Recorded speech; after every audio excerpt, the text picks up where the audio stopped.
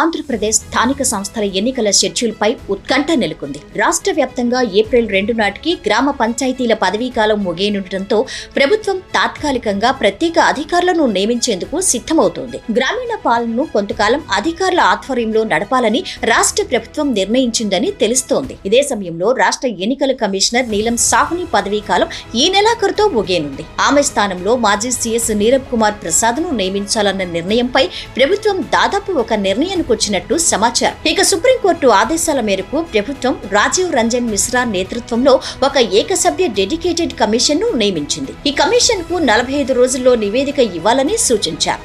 అయితే ఆ నివేదిక సమర్పణ, దానిపై బీసీ రిజర్వేషన్ల ప్రక్రియ పూర్తి కావడానికి కనీసం 2 నెలలు సమయం పడుతుందని అధికార వర్గాలు అంచనా వేస్తున్నాయి.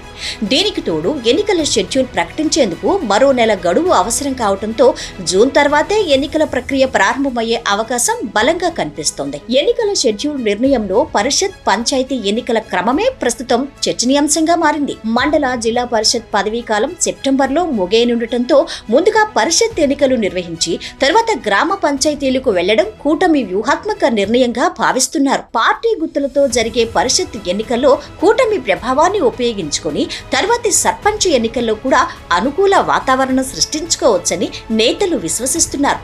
గ్రామస్థాయి ఎన్నికలు ముందుగా జరిగితే స్థానిక విభజనలు పరిషత్ ఫలితాలపై ప్రభావం చూపవచ్చని అంచనా. పంచాయతీ ఎన్నికల అంశంపై CM Nara Chandrababu Naidu, deputy CM Pawan Kalyan మధ్య అవగాహన ఏర్పడినట్టు తెలుస్తోంది.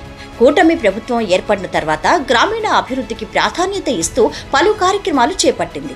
ఇప్పటికే 8,000 కిలోమీటర్ల సిమెంట్ రోడ్లు, 34,000 మినీ గోకులాలు నిర్మాణాలు పూర్తయ్యాయి. అలాగే పల్లె పండుగ 2.0 కార్యక్రమం ఈ నెలాఖరుతో ముగియనుంది.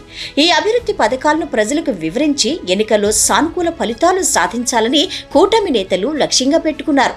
రాష్ట్ర ప్రభుత్వం స్థానిక సంస్థల్లో బీసీలకు 34% రిజర్వేషన్ కల్పిస్తామని హామీ ఇచ్చినా సుప్రీంకోర్టు సూచించిన ట్రిపుల్ టెస్ట్ నిబంధనను పాటించాల్సిన బాధ్యత ఉంది. కమిషన్ నివేదిక లేకుండా ఎన్నికలు నిర్వహిస్తే చట్టపరమైన సమస్యలు తలెత్తే అవకాశం ఉంది. రాజ్యాంగం ప్రకారం ఎస్సీలకు 15%, ఎస్టీలకు 6% కోటా ఉండగా మిగిలిన 29% మాత్రమే బీసీలు, మైనారిటీలకు ఇవ్వవచ్చు.